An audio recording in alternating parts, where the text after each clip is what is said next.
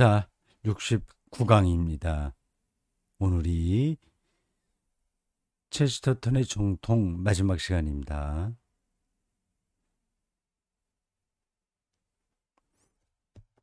남은 분량은 제법 됩니다. 서너 번 정도 나눠서 할 만한 양인데, 앞에서 말씀드렸듯이 요 구장은 뭐 특별한 내용이라기보다 앞에 나왔던 것들의 요약 정도로 이제 보여요. 저에게. 그래서 그냥 이렇게 압축해서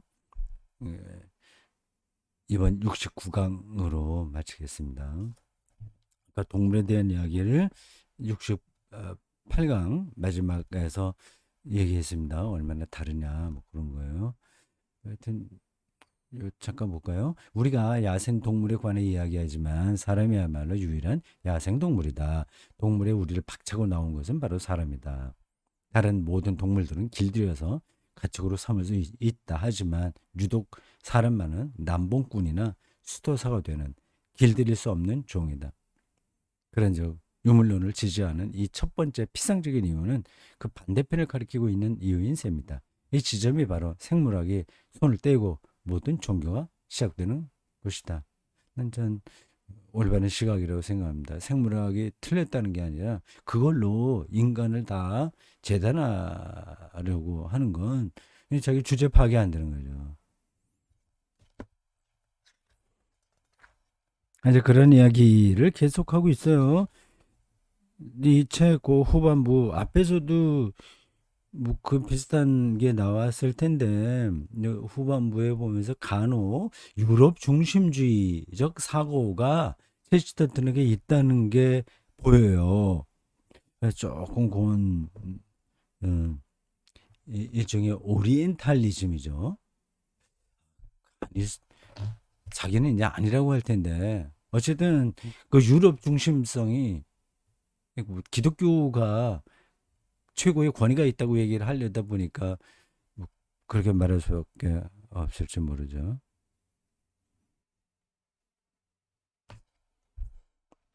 315쪽에 이런 이야기가 나옵니다.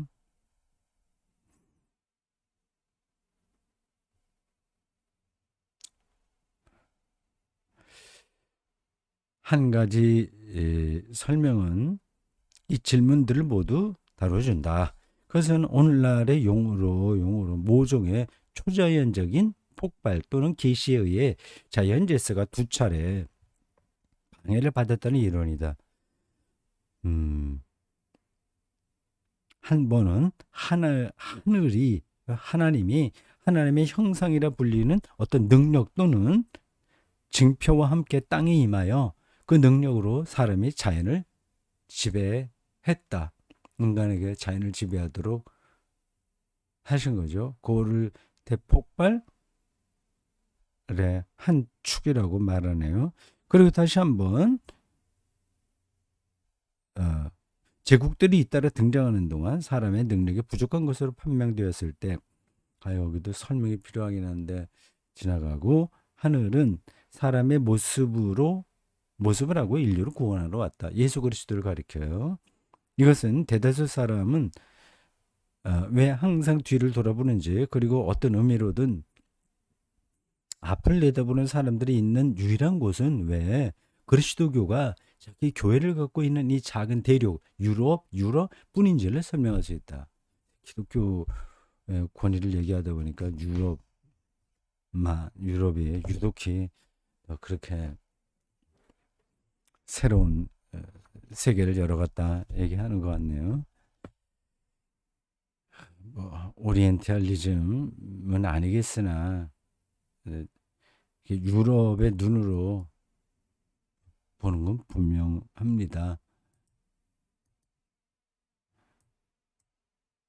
뭐 그건 뭐 어쩔 수 없죠. 이 사람이 벌써 100년 전 사람이니까.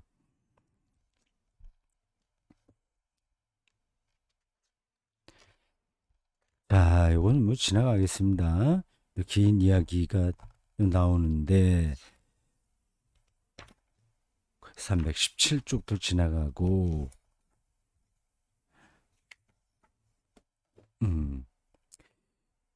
지금 기독교가 그 시대의 여러 사조와 서로 경쟁하면서 무엇을 근거로 기독교가 권위가 있는지를 설명하는 중입니다. 반기독교에 대한 반론을 지금 한 거예요. 생물학, 동물과의 관계 뭐 여기서 쭉 설명을 했습니다. 두 번째 나오는 주제가 기적입니다. 그죠? 이게 현대인들이 그걸 우습게 보니까 그걸로 기독교의 권위가 떨어지는 것 같지만 아니다. 그 얘기입니다.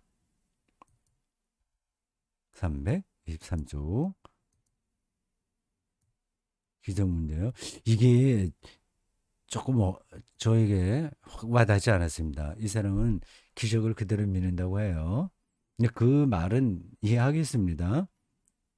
저도 이 기적을 믿죠. 그걸 믿지 않을 수 없는 거죠. 다만 그게 기계적으로 반복되냐, 되는 문제냐, 그거는 또 다른 거죠. 요족 나라의 윤리까지 이야기하는 사람이니까 그 아이들의 동화나 뭐 그런 데 뭐 기적이 뭐 일상적으로 일어나잖아요. 근데 그런 차원에서 세계를 아주 신비롭게 보는 건 좋습니다. 근데 성경에 나와 있는 기적 그 문제를 직접 다루는지는 이 책의 요 대목에서 확실하지가 않아요.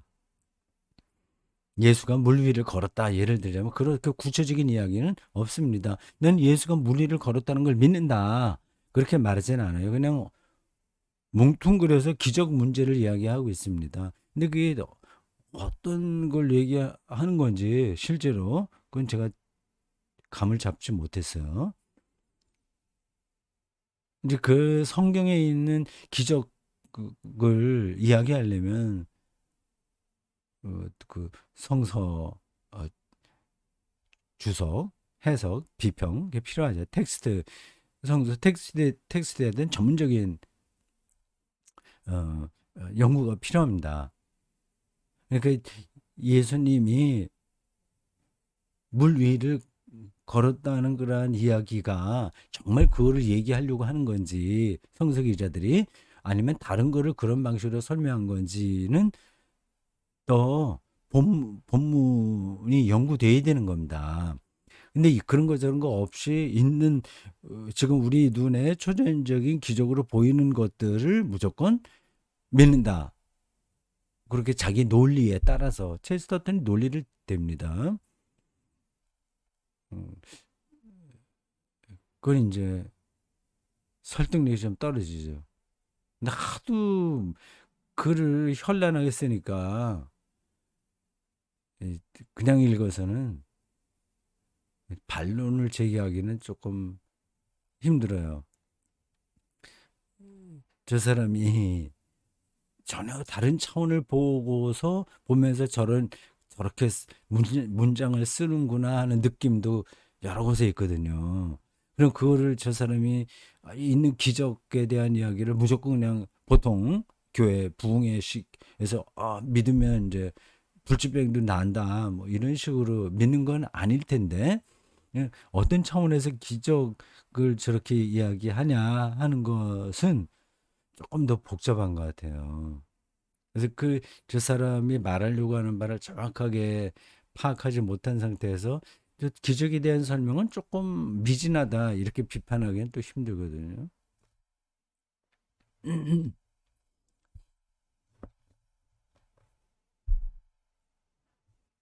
뭐 기적, 뭐 초자연적 기적 이런 것들이 어떤 물리학, 지금 우리가 알고 있는 물리학의 에,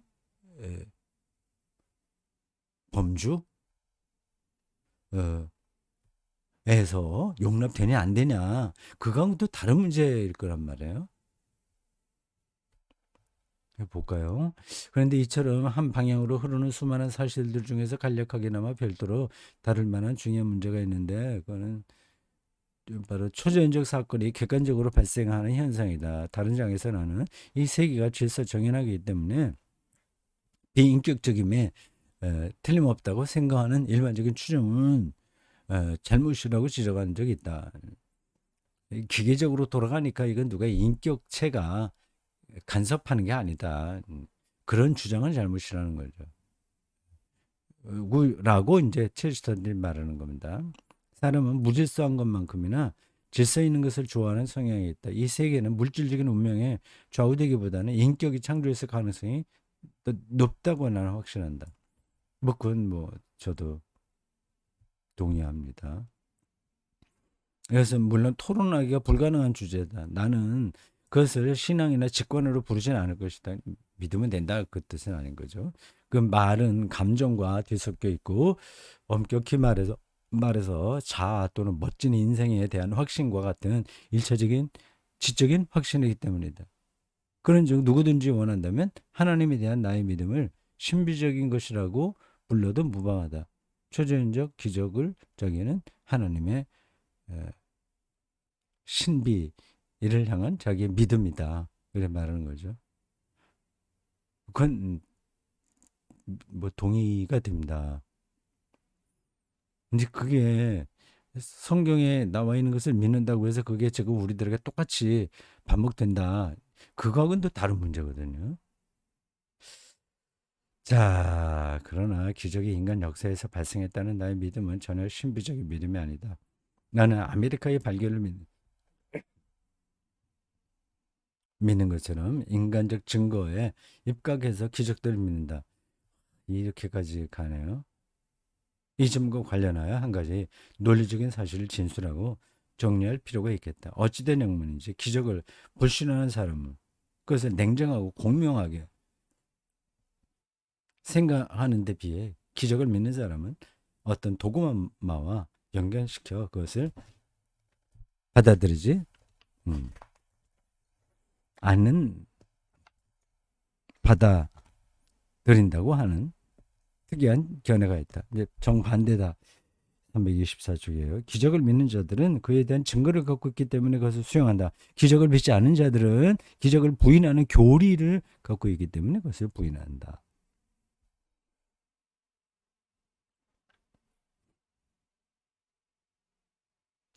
요 대목에서 굉장히 뭐야 끌리지는 않았어요. 여기 324쪽 두 번째 패러그래프 좀 내려오면 뭐 유령 이야기도 나와요. 근데 만일 당신이 기적을 부인한다면 그것은 둘 중에 하나를 의미할 뿐이다. 당신이 유령에 관한 농부의 증언을 부정하는 것은 그 사람의 농부이기 때문이거나 그 이야기가 유령 이야기 때문인 것이다. 말하자면 이제 그게 이제 어, 이게 이제 교리라는 거죠. 왜 그렇게 딱 갇혀 교리라 도구마요. 그 갇혀 있기 때문에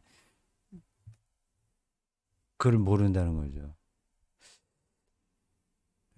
그 체스터튼이 뭘 얘기하려고 하는지는 알겠습니다. 이 세계가 그렇게 우리가 물리학이나 뭐 생물학 이런 걸로 재단할 만큼 단조로운 게 아니다. 그 얘기를 하거든요. 그럼 뭐 당연히 저도 이제 동의합니다. 예. 그 시인이 세계를 경험하는 차원도 있고요. 물리학자가 하는 것도 있고 딱 각각 많은 차원들이 있죠. 그 물리학만 최선이라고는 할 수 없는 거예요. 여러 층들이 있죠. 그걸 앞에서 한번 제가 인용했던 이 마르크스 가브리엘의 표현을 에 따르면 음, 왜 또 단어가 안 떠오르지?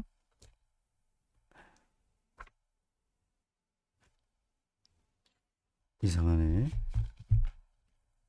그 개념을 내가 정확하게 이해했는데 진 진펠더 진펠더 의미 영역 장 의미장 사유장 진 실체장 미닝 에, 미닝 필드 영어로 그렇게 할 수 있어요. 그 장이 있다는 거예요. 장. 그 이제 차원이라고도 말할 수 있습니다. 이게 그러니까 우리가 이 세계를 그냥 물리학의 관점으로만 다 파갈 수 없다고 하는 건 뭐 저도 동의를 합니다. 근데 어느 농부가 아니 농부 아니라도요. 어떤 사람이 내가 유령을 만났다 이런 것들 이런 말을 무조건 받아들일 수는 없는 거잖아요. 근데 체스터턴은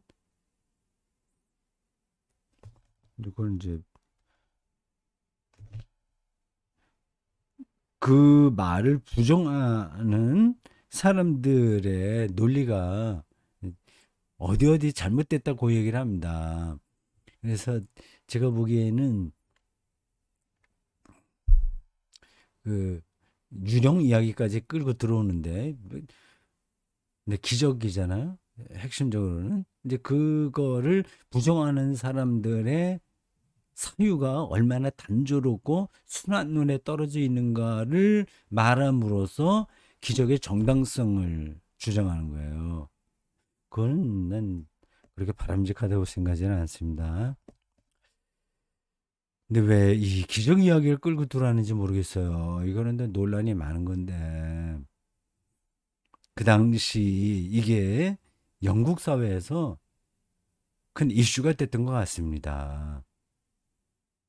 지금 체스터턴이 다시 현대인이라고 한다면 이 책을 쓰면서 그 기적 이야기는 안 했을 것 같아요. 제가 보기에는. 근데 여기서는 굉장히 길게 그 이야기를 합니다. 기적. 예, 나는 이제 기적을 믿는다. 그 얘기입니다.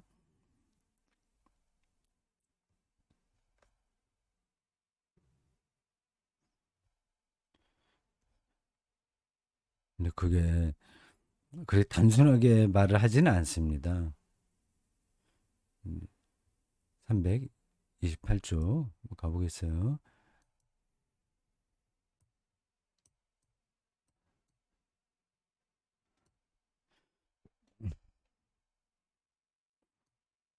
두 번째 패러그래프부터 보겠습니다.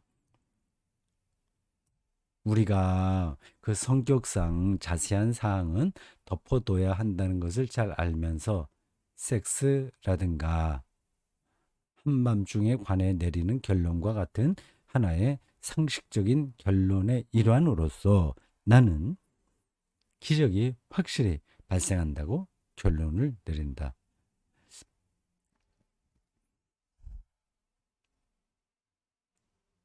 나로서는 여러 사실들에 떠밀려서 이런 결론을 내리지 않을 수 없다. 요정이나 천사와 마주친 사람들이 신비주의자와 병적인 명상가가 아니라 어부와 농부와 같은 투박하면서도 신중한 사람들이라는 사실 때문이다. 음,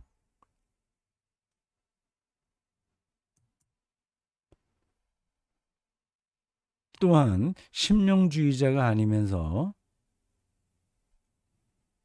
심령주의적인 사건, 죽은 사람의 영혼이 영미를 통해 산 사람과 의사소통을 할 수 있다는 신앙 역주로 달렸어요. 사건을 증언하는 사람들을 우리가 알고 있다는 사실과 과학도 그런 현상을 점점 더 인정해 가고 있다는 사실 때문이다. 이런 건 논란이 많은 주장들입니다. 이 기적을 이렇게 길게 체스터턴이 이 책 후반부에서 쓰고 있는지 논란이 될 게 분명한데도 그렇게 쓰고 있는지 정확하게는 이해를 못 하겠어요. 그 사정이 있긴 있을 겁니다. 그 당시에 그걸로 어디 공개적인 그 토론회 같은 게 있었을까요? 예. 그 천사와 뭐 사탄 이런 이야기가 성경에서 나오잖아요. 그런 것들을 실제로 있다 없다 말할 수는 없는 거죠. 그건 메타포예요. 그러니까 그런 존재로 설명하지 않으면 안 되는 어떤 어, 특별한 현상과 사건이 경험한 거죠. 그래서 천사가 자기에게 나타나서 뭐 바울 같은 경우도 감옥에 있을 때 어디로 이렇게 끌어왔다. 뭐 그런 얘기 하잖아요. 그리고 뭐 천사는 뭐 굳이 뭐 날개 달리고 그런 형상만이 아니라 정말 착한 사람들도 천사라고 얘기하죠. 내가 정말 어려운 상황에 떨어졌는데 별로 알지 못하는 사람을 통해서 큰 도움을 받았다. 그러면 아, 천사가 나를 도와줬다. 그렇게 말할 수 있는 거거든요. 당신이 승천을 공중부양이라고 부르기만 해도 화학은 그것을 인정할 테고 부활의 경우도 그것을 지칭하는 다른 단어를 생각할 수만 있다면 인정될 가능성이 높다. 과학적으로 인정될 수 있다고 하는 거 아니에요. 그건 조금 문제가 있습니다. 과학하고는 다른 문제거든요. 어떤 사랑, 끔찍한 사랑에 떨어진 사람을 두 연인이 있는데 그걸 과학적으로 그걸 맞다 틀리다 증명할 수는 없는 거잖아요. 근데 이 체스터턴은 요 대목에서 그렇게까지 지금 음, 자기 생각을 밀고 나가네요. 나는 부활을 이것도 이제 기적이니까 나는 부활을 충전에 의한 활기 회복이라 부르자고 제안하는 바이다.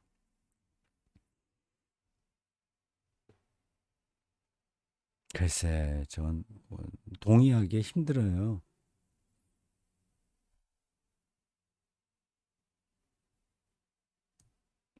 뭐 체스터턴은 신학에 대한 본격적인 공부를 하지 않았을 겁니다. 이렇게 자기가 알고 있는 그 기독교 신앙 안에서 자기가 더 잘 알고 있는 문학, 뭐 사회학 이러한 개념들과 연관해서 설명하고 있는 거죠. 뭐 그렇게 할 수 있는데 그 좀 그렇게 바람직한 거는 아닙니다. 자, 그렇게 됐고요. 이제 기적의 문제도 굉장히 길게 얘기를 했습니다. 앞에서는 반기독교 논증에 대한 반론을 했고요. 세 번째는 신들의 우두머리인 하나님이라는 단락이 나옵니다. 이게 마지막이겠죠? 329 쪽이에요. 329쪽. 네. 신들의 우두머리인 하나님. 자, 표현이 이렇게 세련되진 않은데, 뭐, 뭘 얘기하려는지는 우리가 알겠습니다. 세계는 자기 신성화도 있고요. 여기저기 또 타 종교도 있고 한데, 하나님이야말로 신들의 우두머리다. 그렇게 말을 해요. 근데 그건 이제 표현에 따라서 기독교는 다른 신들은 없다 얘기하거든요. 없는 거죠. 없는데 그 여러 신들의 우두머리라고 하는 거는 기독교 신론에서 맞지 않습니다. 근데 이 사람이 이게 지금 신학적인 논증을 하는 게 아니라 그 다른 기독교를 비판하는 사람들과 변론을 하는 중이라서 이렇게 표현한 것 같습니다. 근데 뭐 그걸 우리가 감안하고 받아들여야 되겠어요.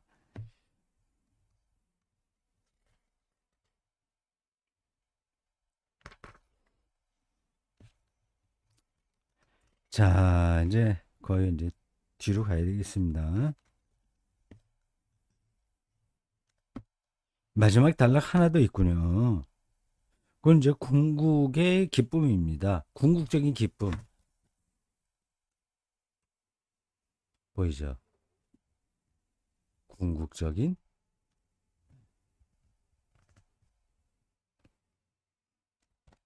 음.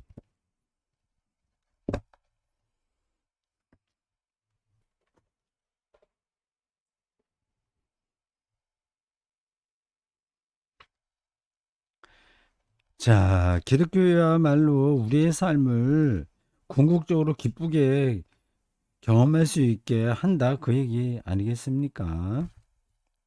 자, 쭉 얘기를 하고 있어요. 342쪽 내용이 중요하다고 생각해서 여러분들에게 한번 읽어드리겠습니다. 거의 다 왔습니다. 궁극적인 기쁨, ultimate joy. 대다수 사람은 작은 일에는 즐거움을 느끼고 커다란 일에는 슬픔을 느끼도록 강요받아 왔다. 그럼에도 불구하고 나의 마지막 도구마를 도전적으로 내놓는 바인데 그렇게 하는 것은 사람의 본성에 맞지 않다.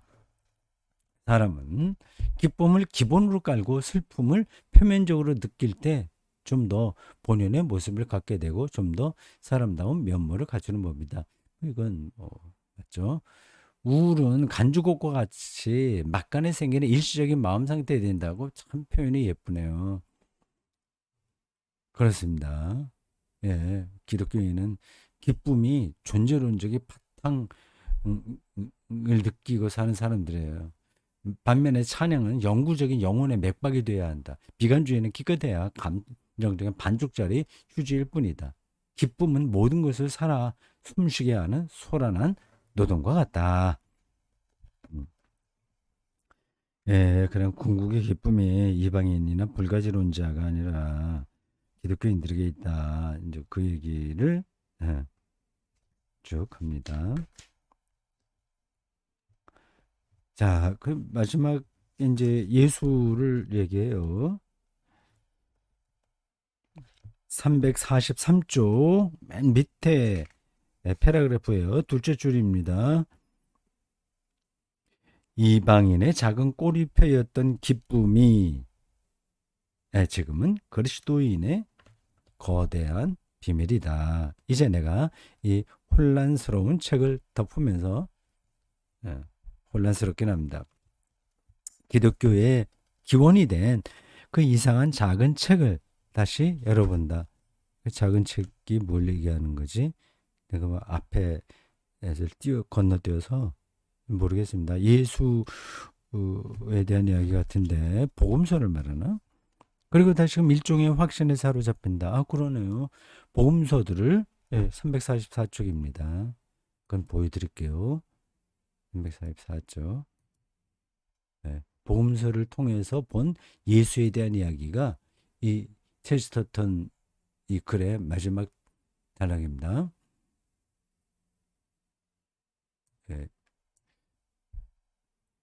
복음서들을 가득 채우는 이 거대한 인물이 다른 모든 면에서 그렇거니와 이 면에서도 스스로 크다고 생각했던 모든 사상가들 위해 우뚝 솟아있다. 그렇게 됐고 이제 여러분 화면에 나오는 문장입니다.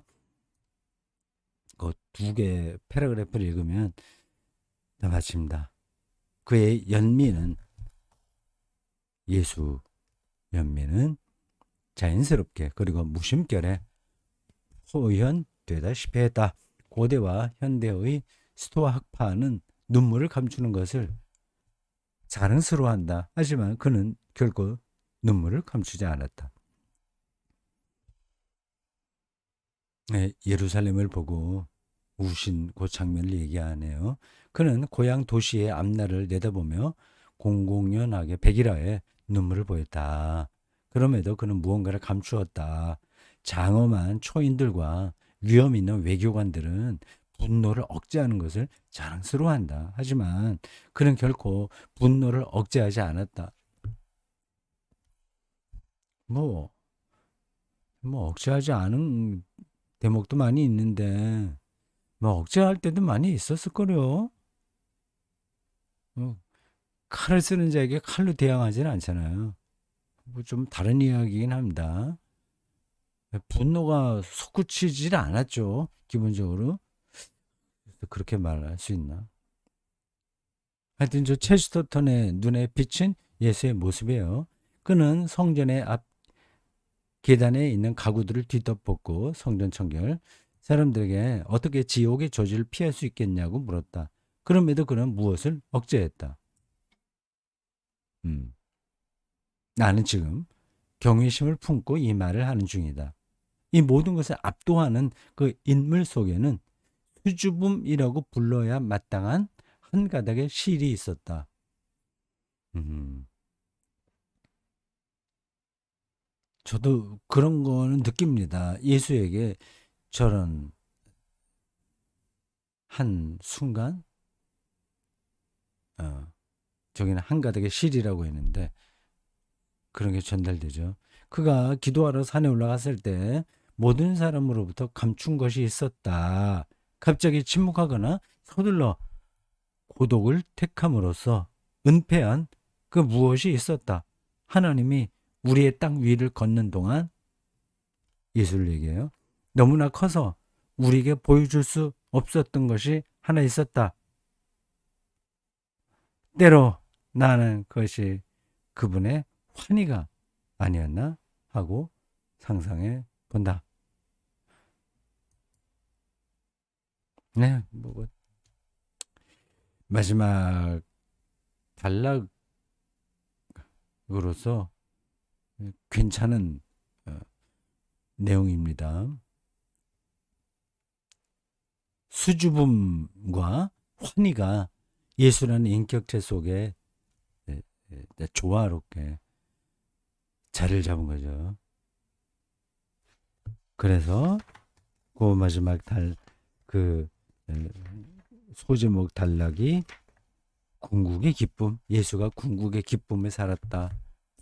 그 얘기입니다. 그러니까 그를 믿는 기독교인들도 그렇게 산다.